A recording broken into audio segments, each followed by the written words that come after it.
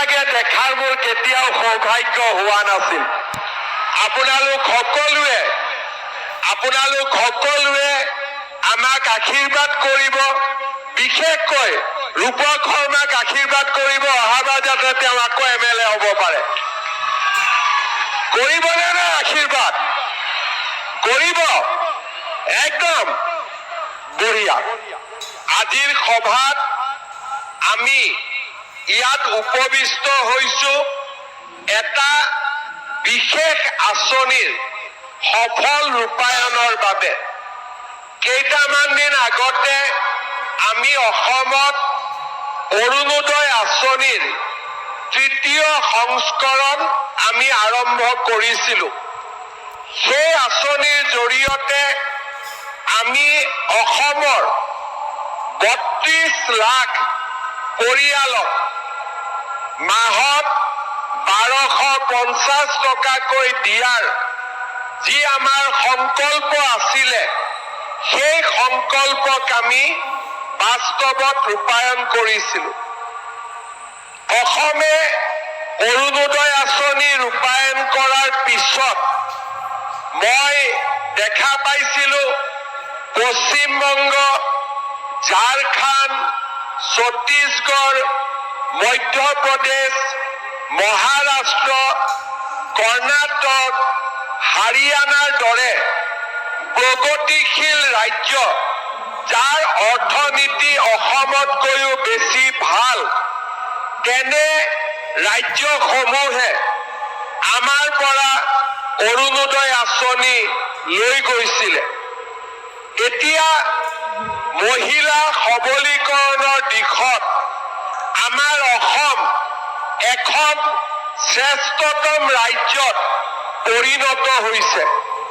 অকল যে অৰুণোদয় আঁচনি আমি প্ৰদান কৰিছো সেয়ে নহয়, যোৱা ৪.৫ বছৰত অসমত মহিলাৰ বিৰুদ্ধে যি এসময়ত বিভিন্ন ধৰণৰ অপৰাধমূলক কাম সংঘটিত হৈছিল, সি দ্ৰুত গতিত কমিব ধৰিছে আৰু নিযুত মইনাৰ দৰে আঁচনিৰ বাবে আমাৰ ৰাজ্যখনত লাহে লাহে ছোৱালীৰ শিক্ষা দ্ৰুত গতিত বাঢ়িব লাগিছে। যোৱা বছৰ আমি ৫৮,০০০ ছোৱালীক নিযুত মইনা আঁচনি দিছিলো কলেজৰ ক্ষেত্ৰত। এইবাৰ আমাৰ নতুন আবেদন আহিছে ১,৫৮,০০০। অৰ্থাৎ আজি আমাৰ আঁচনিসমূহে ছোৱালীয়ে হওক, মাতৃয়ে হওক, বৃদ্ধাই হওক, বিধৱাই হওক, সকলোৰে জীৱনত কৰবাত নহয় কৰবাত স্পৰ্শ কৰিবলৈ সক্ষম হৈছে। আমি যেতিয়া কোনোবা কলেজত যাওঁ, কলেজৰ বাহিৰত আমি দেখা স্কুটিবিলাকে প্ৰমাণ কৰে যে আমাৰ আঁচনিবিলাক আজি কিমান সফল হৈছে। কোনোবা যদি আমি হাইস্কুললৈকে যাওঁ, কোনোবা যদি আমি হায়াৰ ছেকেণ্ডাৰী স্কুললৈকে যাওঁ, তাৰ চাইকেলৰ ষ্টেণ্ডত জমা হৈ থকা চাইকেলবিলাকে প্ৰমাণ কৰে যে আমাৰ চৰকাৰে লোৱা আঁচনিবিলাকে আমাৰ ৰাজ্যখনলৈ কিমান দ্ৰুত গতিত পৰিৱৰ্তন আনিবলৈ সক্ষম হৈছে। আজি এচাম লোকে আমাৰ আঁচনিসমূহক সমালোচনা কৰে, কিন্তু তেখেতসকলে এটা কথা বুজি নাপায় যে ইয়াৰ বিকল্প কি। আমি যদি ক্লাছ 9ৰ ছোৱালীজনীক স্কুললৈ যাবলৈ যদি চাইকেলখন নিদিওঁ, তাৰ বিকল্প কি? বিকল্প এটাই যে ছোৱালীজনীয়ে ঘৰৰ পৰা 2 কিলোমিটাৰ খোজকাঢ়ি স্কুললৈ আহিব লাগিব। আজি যদি আমি অৰুণোদয় আঁচনি নিদিওঁ, অসমৰ লাখ লাখ দুখীয়া মহিলাই ঘৰখন চলাবৰ বাবে কাৰোবাৰ ওচৰত হাত পাতিব লাগিব। আমি যদি নিযুত মইনা আঁচনি নিদিও অসমৰ ছোৱালীবিলাকে আধাতে পঢ়া এৰি কাৰোবাৰ লগত বিয়াত বহিব লাগিব। নিজৰ সপোন তেওঁলোকে কেতিয়াও বাস্তৱত ৰূপায়ণ কৰিবলৈ সুবিধা নাপাব। আজি আমাৰ চৰকাৰখনে বাৰে বাৰে চিন্তা কৰিছে যে আমি অসমৰ সমাজখনক কেনেকৈ আগবঢ়াই লৈ যাব পাৰো, নিজৰ ভৰিত কেনেকে আমি থিয় কৰাব পাৰো আৰু আমাৰ ৰাজ্যখনক ভাৰতবৰ্ষৰ এখন সৰ্বশ্ৰেষ্ঠ ৰাজ্যলৈ কেনেকে আমি ৰূপান্তৰ কৰিব পাৰো। আজি আমি সমগ্ৰ অসমৰ গাঁৱে ভূঞে শিক্ষাৰ ক্ষেত্ৰত হওক, স্বাস্থ্যৰ ক্ষেত্ৰত হওক, যাতায়াতৰ ক্ষেত্ৰত হওক আৰু দৰিদ্ৰতা দূৰীকৰণৰ ক্ষেত্ৰত হওক আমি লোৱা পদক্ষেপে আজি সকলোৰে দৃষ্টি আকৰ্ষণ কৰিব পাৰিছে। কেইটামান মাহ আগতে, আজিৰ পৰা দুমাহ আগতে বিহাৰৰ মুখ্যমন্ত্ৰী নীতিশ কুমাৰে মোক ফোন কৰিছিলে যে আপুনি আমাৰ অফিচাৰবিলাকৰ লগত এখন ভিডিঅ' কনফাৰেন্স কৰি দিব নেকি। মই সুধিছিলো যে কি ছাবজেক্টত মই কথা পাতিব লাগিব। তেতিয়া মোক কৈছিলে যে আপুনি যে মহিলা উদ্যমিতা আঁচনি লৈছে, এই আঁচনিখনৰ বিষয়ে মোৰ অফিচাৰসকলক বুজাই দিব লাগে। মই তেওঁলোকৰ অফিচাৰসকলৰ লগত গুৱাহাটীৰ পৰা ভিডিঅ' কনফাৰেন্স কৰি মই বুজাইছিলো যে আমি কেনেকৈ গোটেই অসমত মহিলা উদ্যমিতা আঁচনিৰ জৰিয়তে লাখ লাখ মহিলাক কৰ্মমুখী, উৎপাদনমুখী আমি কৰিবলৈ প্ৰচেষ্টা কৰিছো। যোৱা 15 দিন আগতে নীতিশ কুমাৰ ডাঙৰীয়াই প্ৰধানমন্ত্ৰী নৰেন্দ্ৰ মোদী ডাঙৰীয়াক বিহাৰলৈ মাতি আনি আমাৰ এই আঁচনিখন বিহাৰত শুভ আৰম্ভণি কৰে।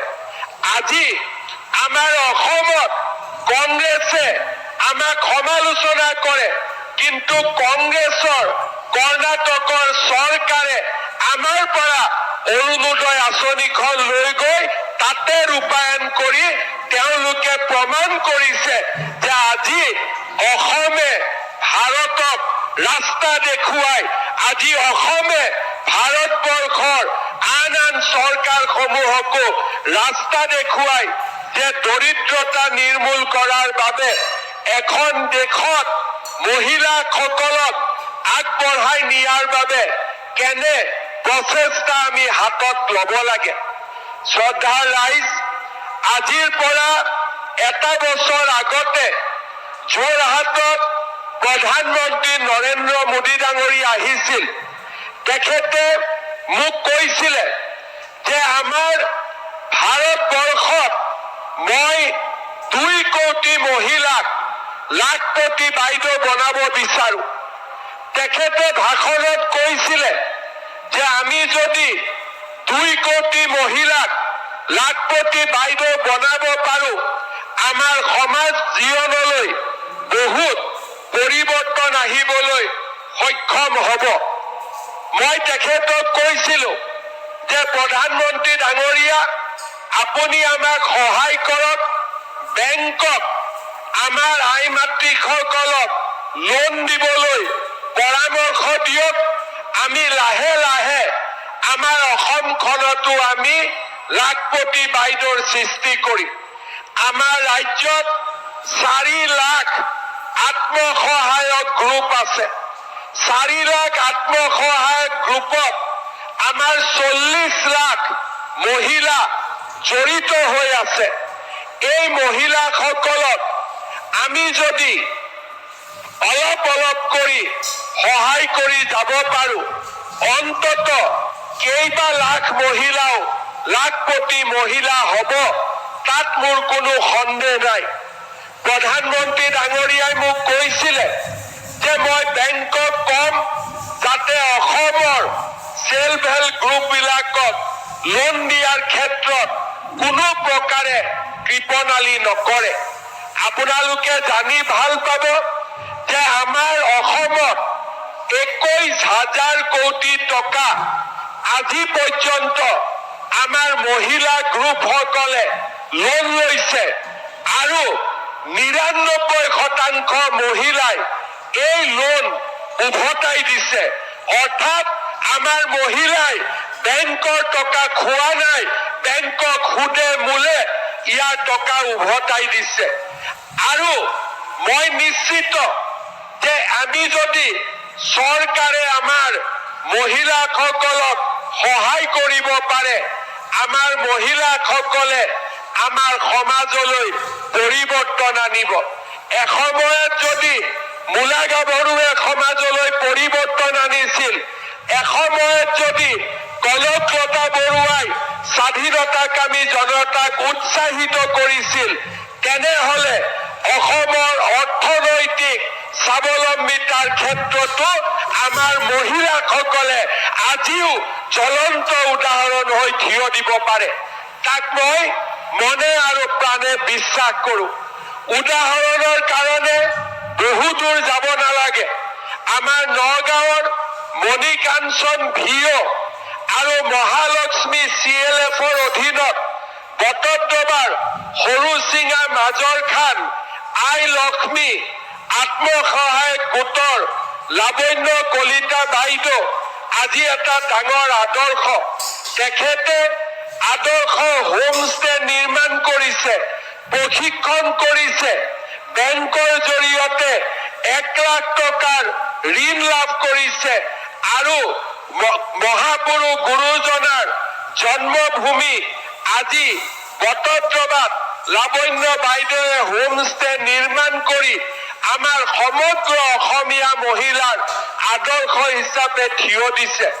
আজি বাইদেৱে মাহত 20,000 টকা উপাৰ্জন কৰে আৰু বছৰত 2,40,000 টকা উপাৰ্জন কৰে। নগাঁৱৰে সূৰ্যমুখী আত্মসহায়ক গোটৰ সদস্য পূৰ্ণিমা বৰদলৈ বাইদেৱে কঠোৰ পৰিশ্ৰম কৰি কৃষি, পশুপালন, হস্ততাঁতক একেলগে সংযোজিত কৰি আজি তেখেতে এটা উদাহৰণ হিচাপে থিয় দিব পাৰিছে। 30,000 টকাৰে কৃষি আৰু ছাগলীৰ কাম আৰম্ভ কৰি সক্ষম হৈছে। আজি আমি উদাহৰণৰ কাৰণে বহুত দূৰলৈ যাব নালাগে। আমাৰ অসমতে প্ৰায় 8 লাখ মহিলা আজি লাখপতি বাইদেউ হোৱাৰ পথত আগবাঢ়িছে। এতিয়া আমাৰ দায়িত্ব হ'ল, চৰকাৰৰ দায়িত্ব হ'ল যে আমাৰ বাইদেউসকলক, আমাৰ মাসকলক অকণমান উদগনি জনোৱা, অকণমান আগবঢ়াই দিয়া। আৰু তাৰ কাৰণেই আমি অসমত মহিলা উদ্যমিতা আঁচনি আৰম্ভ কৰিছিলোঁ। এই আঁচনিৰ উদ্দেশ্য কি? এই আঁচনিৰ উদ্দেশ্য হ'ল আমাৰ মহিলাসকলক কৰ্মমুখী কৰি আমি দোপে আগবঢ়াই লৈ যোৱা। আজি আপোনালোকে দেখিব যে আপোনালোকে ফৰ্ম ফিল আপ কৰিলে আৰু প্ৰপত্ৰ পূৰণ কৰাৰ পিছত আমি সৰু ডাঙৰকৈ আপোনালোকক প্ৰশিক্ষণ দিলোঁ। আজি আমি আপোনালোকক 10,000 টকাৰ চেক আমি দিম, কিন্তু আপোনালোকে এবাৰৰ কাৰণেও নাভাবিব যে আমি 10,000 টকাতেই আপোনালোকৰ প্ৰতি থকা আমাৰ দায়িত্ব সামৰণি মাৰিম। মোৰ স্পষ্ট কথা, আমি আপোনালোকক প্ৰথম পৰ্যায়ত 10,000 টকা দিম, দ্বিতীয় পৰ্যায়ত আমি আপোনালোকক 25,000 টকা দিম আৰু তৃতীয় পৰ্যায়ত আমি আপোনালোকক 50,000 টকাকৈ আমি আপোনালোকক আগবঢ়াম। আমি কেনেকৈ পাম? 25,000 টকা আমি কেনেকৈ পাম? 50,000 টকা আমি কেনেকৈ পাম? আজি আমি আপোনালোকক 10,000 টকা দিম আৰু 10,000 টকাটো লৈ আমি সকলোৱে এটা মোবাইল কিনি ল'ম। কোনে কোনে কিনিব মোবাইল? কোনে কোনে কিনিব হাত দাঙক মোবাইল? আচ্ছা, কোনে কোনে নিকিনে হাত দাঙক এতিয়া? আচ্ছা, বুজিলো। তাৰমানে আপোনালোকে বুজি পালে যে এই 10,000 টকাটো মোবাইল ফোনৰ কাৰণে নহয়। মোৰ এটা মই অভিজ্ঞতা কম। মই বিহালীত গৈছিলো, তেতিয়া প্ৰথম আৰম্ভণি 10,000 টকাকৈ বিলালো। ষ্টেজৰ পৰা নামি আহোঁতে এগৰাকী মায়ে মোৰ লগত চেলফি উঠিলে। ফোনটো বেয়া আছিলে, ফটোটো নুঠে। মই ক'লো, খুৰী ফোনটো কেমেৰাটো ঠিক নহয় নেকি? বোলে আজিয়ে বদলাই ল'ম, টকা পালো নহয়। তাৰমানে তেতিয়া মহিলাসকলে বুজা নাছিলে যে মহিলা উদ্যমিতাটো কি। বহুতে মোক সোধে, গছ ৰুলো 10,000 টকাটো অহাই নাই দেখোন। গছ ৰুবৰ কাৰণে আমি 10,000 টকা দিয়া নাই। আমি কিয় দিছো যে আপোনালোকক লাহে লাহে এটা পৰিৱেশলৈ লৈ যোৱা। অকণমান এডাল গছ ৰুলো, ছোৱালীজনীক স্কুলত পঠিয়ালো, আৰু লগতে কলো যে 3টাতকৈ বেছি বাচ্চাৰ জন্ম নিদিব। হয়নে নহয়? এতিয়া যাৰ 8টা 9টা আছে তেওঁলোকে আঁচনি পোৱা নাই আৰু। কাৰণ 8টা 9টা থাকিলে কেনেকে উৎপাদনমুখী কাম কৰিব? কৰিবতো নোৱাৰে। সেইকাৰণে আমি নিয়ম কৰিলো যে 3টা সন্তানৰ মাতৃসকলকে এই আঁচনি আমি দিম, যাতে ল'ৰা ছোৱালীক পঢ়াবও পাৰে আৰু উৎপাদনমুখী কামো কৰিব পাৰে। আজি এই 3টা কথা হোৱাৰ পিছত আমি আপোনালোকক 10,000 টকাৰ চেক দিম। এই 10,000 টকা আমি কেনেকে খৰচ কৰিম? 3টা নিয়ম আছে। আপোনালোকক মই এই কাৰণে কৈছো যে অহা 6 মাহ 7 মাহত আমি আপোনালোকৰ ঘৰত আকৌ পৰীক্ষা কৰিম যে এই 10,000 টকাটো আমি কি কামত খৰচ কৰিলো। প্ৰথম, আমাৰ এটা এটা গ্ৰুপ আছে। 10,000 টকাটো আমি যদি গ্ৰুপত জমা দিওঁ আমাৰ 1 লাখ টকা হ'ব। আৰু 1 লাখ টকাটো যদি বেংকে দেখা পায় আমাক আৰু 1 লাখ টকা লোন দিব। তাৰমানে আমি গ্ৰুপত টকাটো যদিও চেক আমি মহিলাৰ নামত দিম, কিন্তু মহিলাসকলে ইচ্ছা কৰিলে 10,000 টকাটো আমি আমাৰ গ্ৰুপত জমা দিব পাৰো আৰু গ্ৰুপৰ আমি ব্যৱসায় আগবঢ়াই লৈ যাব পাৰো। এইটো হ'ল 1 নম্বৰ। কিছুমানে ক'ব যে নহয়, আমাৰ গ্ৰুপৰ বহি বেলেগ, গ্ৰুপৰ একাউণ্ট বেলেগ, গতিকে এই টকাটো আমি গ্ৰুপত নিদিওঁ। ভাল কথা। আমি যদি গ্ৰুপত নিদিওঁ, টকাটো দি আমি কি কৰিম? যিকোনো এটা ব্যৱসায় আমি আৰম্ভ কৰিম। ছাগলী হওক, কুকুৰা হওক, আমাৰ হাল হওক বা আন সৰু সুৰা দোকান যাৰ য'ত আছে, আমি তেনেকৈ কিবা এটা নতুন ব্যৱসায়ত আমি 10,000 টকাটো খৰচ কৰিম। তৃতীয়, যে মই কিবা এটা যদি কৰিব যাওঁ 10,000 টকাটো যথেষ্ট নহয়। গতিকে 10,000 টকা দি মই যদি কিবা এটা কৰো মই হয়তো সফল নহম। মই কি কৰিব পাৰো যে মোৰ স্বামীৰ ইতিমধ্যে এটা ব্যৱসায় আছে, স্বামীৰ দোকান আছে, স্বামীয়ে আন কিবা ব্যৱসায় কৰে। স্বামীৰ ব্যৱসায়টো যদি আমি এই 10,000 টকাটো লগাই দিওঁ তেতিয়াও আমি কিছুদিন পিছত চৰকাৰক ক'ব পাৰিম যে এই টকাটো মই মোৰ হাজবেণ্ডৰ বা স্বামীৰ ব্যৱসায়ত খৰচ কৰিছো। মানে মই 3টা ৰাস্তা আপোনালোকক দেখুৱাইছো।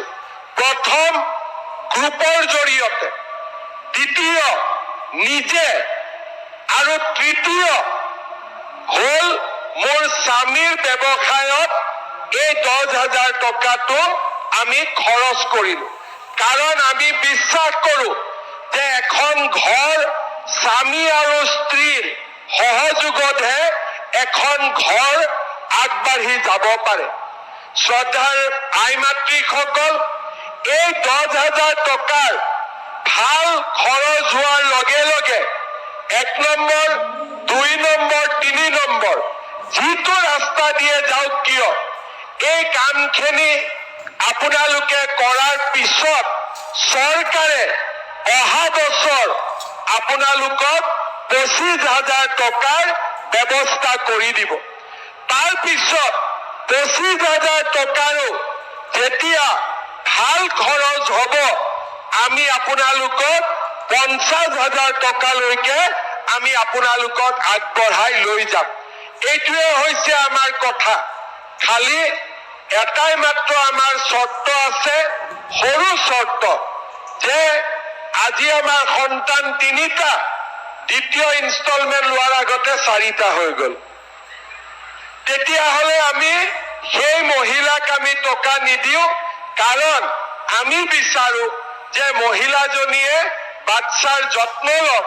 এইবিলাক কামত ঘূৰি ফুৰিলে বাচ্চাৰ পঢ়া শুনা ক্ষতিগ্ৰস্ত হ'ব, আৰু সেইকাৰণে আমি বিচাৰিম যে আমাৰ লাখপতি বাইদেউ যিসকলে হ'ব খুজিছে, 3টা সন্তানতে আপোনালোক আবদ্ধ হৈ থাকক।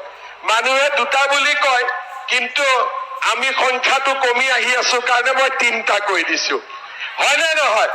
আমাৰ নগাঁৱততো আমি বেছিকৈ গম পাওঁ যে আমি লাহে লাহে কমি নোহোৱাই হৈ যাব ওলাইছো। সেইকাৰণে আমাক কৰবাত নহয় কৰবাত 2টাৰ জেগাত আমি 3টা যাব লাগিব। গতিকে 3টালৈকে আপত্তি নাই, কিন্তু 4টা হলে 2টা কাম আমি একেলগে চলাব নোৱাৰো। কাৰণ ল'ৰা ছোৱালীক যদি এই পৃথিৱীলৈ আমি আনো, পঢ়া শুনা কৰোৱাটো মাতৃ সমাজৰ এটা ডাঙৰ দায়িত্ব। শ্ৰদ্ধাৰ ৰাইজ, শ্ৰদ্ধাৰ আই মাতৃসকল, আমি যিবিলাক কথা দিছিলো ইলেকশ্যনৰ সময়ত, আমি চব কথা ৰাখিছো। এটা কথা নাই যি কথা আমি ৰখা নাই। আজি যেতিয়া ইলেকশ্যন হৈছিলে, অৰুণোদয় আঁচনি যেতিয়া আমি আৰম্ভ কৰিছিলো, তেতিয়া কংগ্ৰেছে কৈছিলে যে নহয়, এইবিলাক আঁচনি ইলেকশ্যনৰ পিছত বন্ধ হৈ যাব। বন্ধটো নহলে 830 টকা 1,000 হ'ল, 1,000 1250 টকা হ'ল।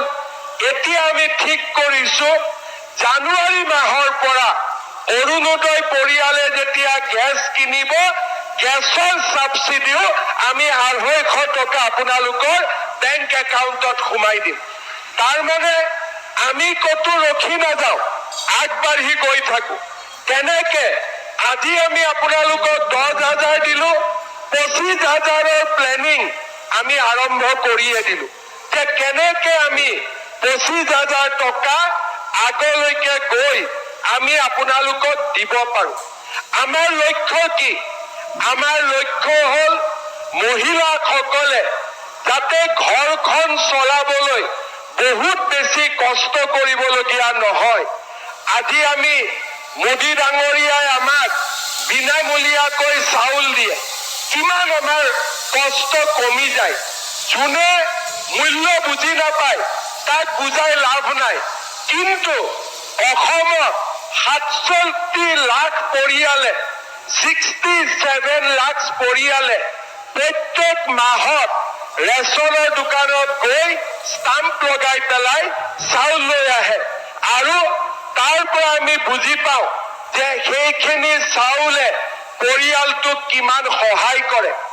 10 তাৰিখৰ দিনটোৰ কাৰণে ৰখি থাকে যে মোৰ অৰুণোদয় এই মাহত সোমাল নে নাই সোমোৱা। এতিয়া আমি নৱেম্বৰ মাহৰ পৰা আপোনালোকক দালি, নিমখ আৰু চেনিও আমি কম দামত দিয়া আৰম্ভ কৰিম। কংগ্ৰেছে কৈছে যে আমি বোলে কিবা হিতাধিকাৰী নিৰ্বাচন কৰিছো। ঠিক আছে, আমি যদি হিতাধিকাৰীয়ে কৰিছো, কংগ্ৰেছৰ মানুহবিলাকে কিয় অৰুণোদয় এপ্লাই কৰে? কংগ্ৰেছৰ মানুহবিলাকে কিয় মাহত বিনামূলীয়া চাউল লয়? তাৰ জবাবটো দিয়ক। কংগ্ৰেছৰ মানুহবিলাকে কিয় অৰুণোদয় লৈ আছে? কংগ্ৰেছৰ মানুহবিলাকে কিয় বিনামূলীয়া চাউল লৈ আছে? আৰু এই কংগ্ৰেছৰ মানুহবিলাকে দালি, নিমখ, চেনি কিনিবৰ কাৰণে লাইনত থিয় হ'ব, নিশ্চিত হৈ থাকক। তাৰমানে কংগ্ৰেছে লৈ থাকিব লাগে, আমি বিজেপি খিনিয়ে ল'ব নালাগে। কংগ্ৰেছৰ কথাটো হ'ল সেইটো। কিন্তু আমি কংগ্ৰেছকো দিছো, বিজেপিকো দিছো।